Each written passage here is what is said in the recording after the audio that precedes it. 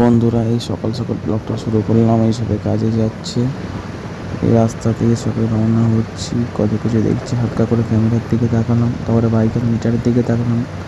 সোজা যাচ্ছে এখন শ্যামখোলা হয়ে জয়নপুরের দিকে রওনা। সামনে দিকে অটো যাচ্ছে, এভাবে আমার গন্তব্যে শুধু আমি পৌঁছেই যাচ্ছি, মানে যেতেই যাচ্ছে। এখন অফিসে পৌঁছালাম না, এই জায়গায় টার্নিং নিলাম, সামনে থেকে ভ্যান যাচ্ছে, যাচ্ছি যাচ্ছি যাচ্ছি এই সবে জয়নপুর মোড়টার কাছাকাছি গেলাম।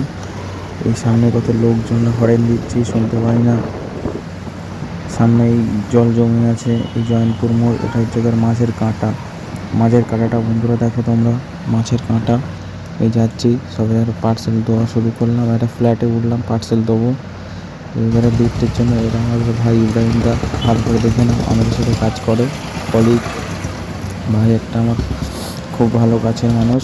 এবারে পিঠে ব্যাগ নিয়ে ফের রওনা হচ্ছি। প্রায় 50 থেকে 60টা পার্সেল নিয়ে যাচ্ছি। বাইকে স্টার্ট করলাম, এখানে একটা পার্সেল ছিল, কাস্টমার ফোন ধরছে না। তারপরে ঢালাই রাস্তা থেকে ঢুকলাম, জিজ্ঞেস করবো কিনা। এই বাড়ির সামনে, এই সামনের যে বাড়িটা আছে, ওই পাত্র লোকটার। এবারে হালকা করে সন্ধ্যা হয়ে গেল কাজ করতে করতে, তাও কাজ শেষ হয়নি, এখনও 20টা না 25টা পেন্ডিং আছে। সন্ধ্যা হয়ে গেছে, 15, 12, 13 এরকম স্পিডে গাড়ি চলছে। সামনের দিকে অন্ধকার, হেডলাইট চালিয়ে যাচ্ছি।